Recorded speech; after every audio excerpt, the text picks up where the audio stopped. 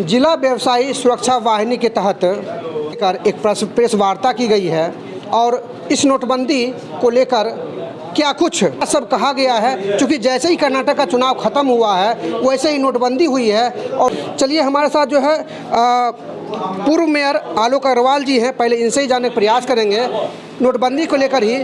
देखिए, कर्नाटक का जीत का एक कारण ये कि सरकार ने जो जीएसटी लगाया और जो सर्विस टैक्स लगाया, ये आम जनता के लिए बहुत हानिकारक है। गरीब जो जनता है वो और गरीब हो गई, उसको ये मालूम नहीं है कि हम इतना भारी कर दे रहे हैं। सच पूछिए तो एक सर्वे का रिपोर्ट आया है कि अभी जो गरीबी रेखा से नीचे है उनकी आमदनी 50% घट गई। जो मध्यम वर्ग के लोग हैं उनकी आय भी 20% कम हो गई है।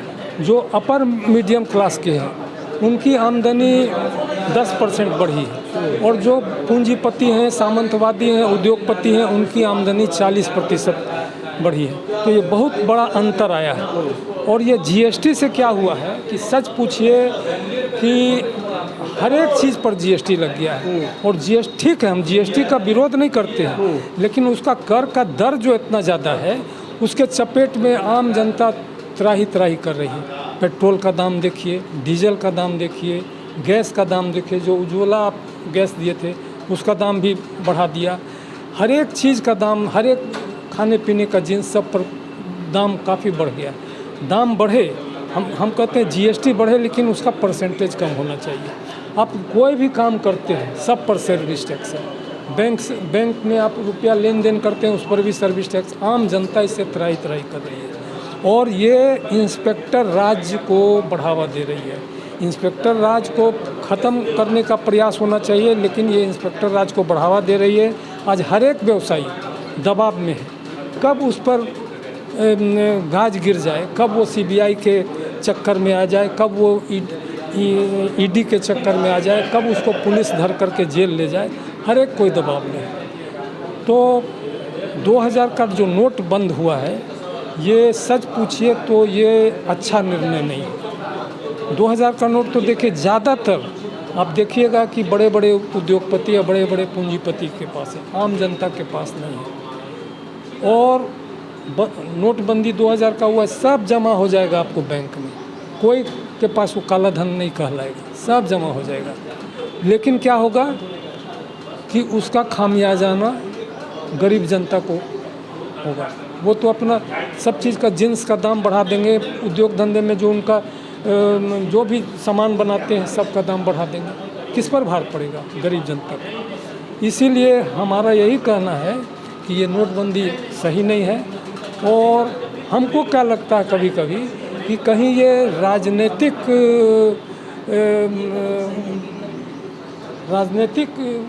लाभ लेने के लिए तो नहीं बंद किया गया। आपको याद होगा 2016 में नोटबंदी हुआ था, उस समय बहुत जगह विधानसभा चुनाव हो रहा था। तो नोट किसके पास है? नोट है आपको राजनेता के पास, राजनीतिक दल के पास, बड़े बड़े प्रशासनिक पदाधिकारी के पास। तो फिर अब देखिए विधानसभा का चुनाव होने वाला है, लोकसभा का। तो एक दबाव बनाने के लिए कि दूसरे दल पर या और लोगों पर कि ये दबाव बनाएंगे तो फिर हम उसका फ़ायदा उस समय मिला था कोई दल को, तो ऐसा भी हो सकता है कि राजनीतिक फ़ायदा, लेकिन ये आम जन के लिए बढ़िया बात नहीं। जहाँ तक लोकसभा का चुनाव है, विधानसभा का चुनाव है, लोग पूछते हैं कि आप किसको वोट दीजिएगा। देखिए, मैं किसी दल में नहीं हूँ, लेकिन हम यदि नीति समाज के लिए, गरीब जनता के लिए, आम व्यवसाय के लिए, छोटे छोटे उद्योग धंधा करने वाले के लिए यदि ये सही नीति अपनाएगी, मैं सावधान करना चाहता हूँ, चाहे राज्य सरकार हो चाहे केंद्र सरकार हो, यदि आप आम जनता के विरुद्ध आप कोई नीति बनाते हैं जिससे वो अभी तो पिस रहे हैं, बेरोजगार हो रहे हैं, आपको बेरोजगार हो रहे हैं कहीं, और जैसे बड़े बड़े सरकारी उपकरण सबको सरकार प्राइवेट आदमी को प्राइवेटाइजेशन कर रहा है। उससे क्या होगा? प्राइवेटाइजेशन करने से क्या होगा कि जो बड़े बड़े उद्योगपति हैं, पूंजीपति हैं, वो अपने कर्मचारियों का शोषण करेंगे। और इससे क्या होगा कि जो अभी जितने सरकारी उपक्रम हैं सभी में आरक्षण है, चाहे वो अनुसूचित जाति हो, अनुसूचित जनजाति हो या अत्यंत पिछड़े वर्ग, सब में आरक्षण है। और जब आप उनको सब चीज़ सरकारी उपक्रम दे दीजिएगा तो ये आरक्षण भी समाप्त हो जाएगा। और इसका क्या होगा? आरक्षण समाप्त होने से जो पिछड़े तबके के लोग हैं, जो अनुसूचित जाति के हैं, जो मुख्य धारा में आना चाहते हैं, मुख्य धारा में नहीं आ पाएंगे। आज सर जो आप लोग प्रेस वार्ता किए हैं, 2000 की नोट जो बंद होने वाली है, जिस पर केंद्र सरकार मोहर लगा चुकी है, ऐसा क्यों हो रहा है? देखिए, जिला व्यवसायिक सुरक्षा वाहिनी के बैनर तले आज जो प्रेस वार्ता आपको बताया, कहीं न कहीं एकाएक हम मीटिंग नहीं करके लगा कि प्रेस वार्ता के माध्यम से हम जो मध्यम व्यापारी हैं, खासकर 90% तो मध्यम व्यापारी हैं, तो कहीं न कहीं इस नोटबंदी से आहत हैं। बिल्कुल क्लियर कट है। कहीं न कहीं इससे हम लोग को, चूँकि अभी लगन का समय है, सोना का लोग खरीदारी कर रहे हैं, कपड़े की खरीदारी कर रहे हैं, तो कहीं न कहीं नोटबंदी के कारण जो गरीब गुरबा पर, क्योंकि ये जो नोटबंदी आप देखे होंगे कि नवंबर में 8 नवंबर को जब नोटबंदी किया गया था, तो उसके बाद ही आप देखिएगा 17 से 2000 नोट का जो है ना चलन कम हो गया था। तो कहीं न कहीं बड़े बड़े जो उद्योगपति या जो भ्रष्टाचारी लोग थे, उनके पास ये नोट दब गया था। तो कहीं न कहीं अब वो क्या करेंगे, वो नोट का उपयोग सोना खरीदने में करेंगे, बड़े बड़े चीज़ में पूंजी में करेंगे। उस 3 महीना का जो टाइम मिला, उस पैसा को एब्जॉर्ब करेंगे, तो स्वाभाविक है महंगाई बढ़ जाएगी। तो कहीं न कहीं मध्यम जो व्यापारी पर असर पड़ेगा, गरीब पर असर पड़ेगा। मेरा यही कहना है कि हम मध्यम व्यापारी इससे नाखुश हैं। जिला व्यवसायिक सुरक्षा वाहिनी इस नोटबंदी के निर्णय को खासकर हम लोग इसके लिए हम उनका विरोध प्रकट करते हैं। सरकार की नीति से, किनकी नीति से जो है आप खुश हैं या जनता खुश है सर? देखिए,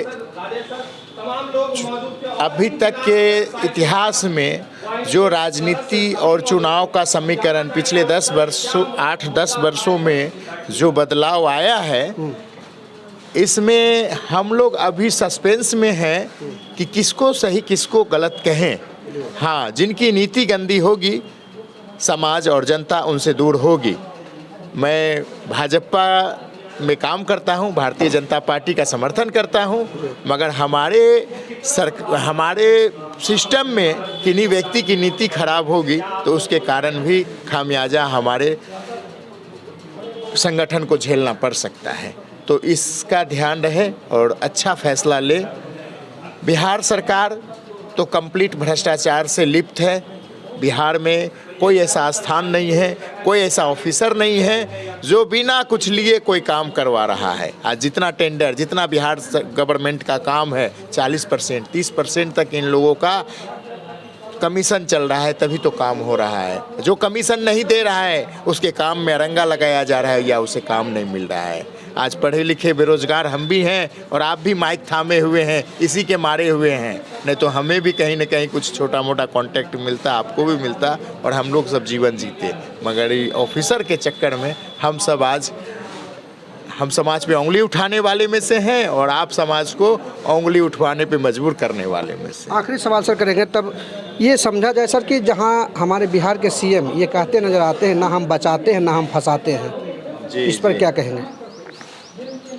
देखिए, उनको कितना बचाने और फंसाने का मज़ा आता है। वो कुर्सी कुमार बन चुके हैं नीतीश कुमार। कुर्सी का लोभ इतना समा गया है, अब नीतीश जी अपने माथा से नहीं चलते हैं।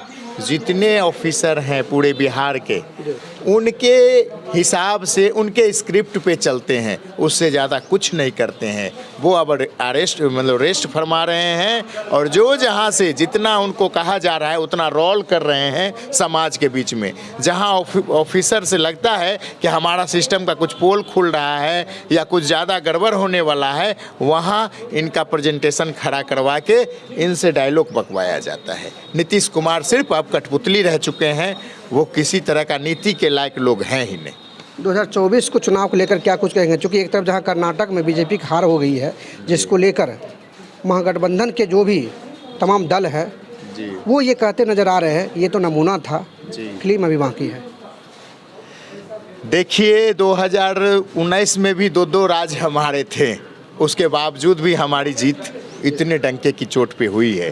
तो एक आध राज दो राज विपक्ष भी हमारा जिंदा रहे, इसकी भी हम सनातन धर्म को अपनाते हैं, हिंदुत्ववादी लोग हैं। हम चाहेंगे पक्ष और विपक्ष दोनों रहें, विपक्ष नहीं रहेगा तो फिर मज़ा नहीं आएगा। तो 2-3 हो सकता है एक आध राज और भी बोले, मगर केंद्र का चुनाव में इस बार भी भारतीय जनता पार्टी ही मजबूती से रहेगी। 400 का पार जो उनका एजेंडा है वो कामयाब होगा। आखिरी सवाल सर, आपने सनातन पर सवाल खड़े किए कि हम लोग सनातन हैं, सनातन बचाने को लेकर लगातार मुहिम चला रहे हैं। सनातन में सर जितनी भी मंदिरें हैं वो सारे उपेक्षित है सर। चाहे आप श्रृंगी ऋषि आश्रम जाइए, चाहे आप जमुई में पत्नेश्वर मंदिर जाइए, चाहे वो जहाँ भी जाइए, बिहार के किसी भी मंदिर में जाइए, उपेक्षित है। तो वहीं जो बौद्ध धर्म के मंदिर हैं, जैन धर्म के मंदिर हैं, वहाँ कोबरा बटालियन तक लगाए हुए हैं, CRPF के जवान लगाए हुए हैं, पूरी चाक चौबंद है। ऐसा क्यों? देखिए हमारा हिंदुस्तान है हिंदुत्व का, और गैर धर्म के लोग हमारे हिंदुस्तान में पांव पसार रहे हैं, तो हम अपनी सिक्योरिटी, हम अपना सिस्टम उनके इर्द गिर्द नहीं लगाएंगे तो क्या मंदिर के आड़ में वो हमारे समाज को क्या दे रहे हैं, क्या कर रहे हैं, इस पे तो हमारा नज़र होना ही चाहिए। ये गलत नहीं है। हाँ, मंदिर में आते जाते लोगों को डिस्टर्ब करना या किसी भी तरह का कोई ज़्यादा ये करना, ये गलत है। बाकी सिक्योरिटी देते हैं और नज़र रखते हैं तो ये गलत नहीं है। इसको यानी पर्यटन का केंद्र जो है बौद्ध धर्म और जैन धर्म के प्रति लोग ज़्यादा आकर्षित हैं जी। लेकिन वहीं जो है जो भी मंदिरें हैं वहाँ पर्यटन का केंद्र नहीं बना हुआ। मैं पर्यटन की लेकर बात कर रहा हूँ कि अगर पर्यटन का केंद्र बन जाता है, श्रृंगी ऋषि आश्रम आप जान रहे हैं जहाँ पे श्री राम का मुंडन हुआ था, भगवान श्री राम का, ये उस समय की बात है, वो भी उपेक्षित है। अगर उसे पर्यटन का केंद्र बना दिया जाए तो मुझे लगता है कि वहाँ भी जनसैलाब उमड़ेगा, लेकिन ऐसा कुछ होता हुआ नहीं नजर आ रहा। नहीं, आपकी सोच अच्छी है, ये होना चाहिए। जो पर्यटन का केंद्र बनेगा वहाँ से उस राज्य को, उस जगह को का बेरोजगारी दूर होगा, वहाँ के लोगों में थोड़ा सा ऊर्जा बढ़ेगी। जब बाहर के लोग आना जाना करेंगे उनका व्यापार भी बढ़ेगा। ये होना चाहिए। इसके लिए हम लोग अपने संगठन के आला कमान को कहेंगे और इस पे काम भी होगा। मैं कहना चाहूँगा कि जिस राज्य का स्वास्थ्य मंत्री ही मैट्रिक फेल हो और डॉक्टर्स के लिखे हुए रिपोर्ट को कम बेस करवाना, ये कहाँ जाता है? कौन लोग भ्रष्टाचार कर रहे हैं आप समझ सकते हैं। डॉक्टर बदनाम नहीं है, सिस्टम डॉक्टर को बदनाम कर रहा है, ईमानदारी है। रह गई नोटबंदी। नोटबंदी का फैसला हमारा भारतीय जनता पार्टी के प्रधानमंत्री और संगठन के सारे लोगों ने 14 में ही लिए हुए थे, 16 में इसको सार्थक किए। और तब आप सुन रहे होंगे बाबा रामदेव का कुछ विषय आया था जो कहा गया था कि सिर्फ 100 रुपये का नोट होना चाहिए ताकि भ्रष्टाचार कम होगी। तो 2000 का नोट निकला तो बहुत सारे लोग इस पर भी कमेंट शुरू कर दिए थे। प्रधानमंत्री इसके विरोध में भी थे कि उस समय 2000 का नोट नहीं आना चाहिए। RBI ने समाज में नोट बदलाव करने के लिए 3-3 शिफ्ट में लगातार 2000 का नोट पेस्टिंग हो रही थी, तब जाके सारे लोगों का नोट बदलाव हो सका था। हाँ, अब समस्या है कि 130 दिन के अंदर 14.5 लाख करोड़ रुपया भारत सरकार को, पूरे हिंदुस्तानियों को बदलाव करना है। अभी 14.5 लाख करोड़ में कितना रिकवरी होता है, आप मीडिया के लोग नज़र बनाए रखें। यही हमारा रिपोर्ट है। रविशंकर पोद्दार गांधी। एक आखिरी सवाल सर करेंगे। सरकार की नीतियों पर भी सवाल खड़े किए जा रहे थे, थोड़ा सा मैं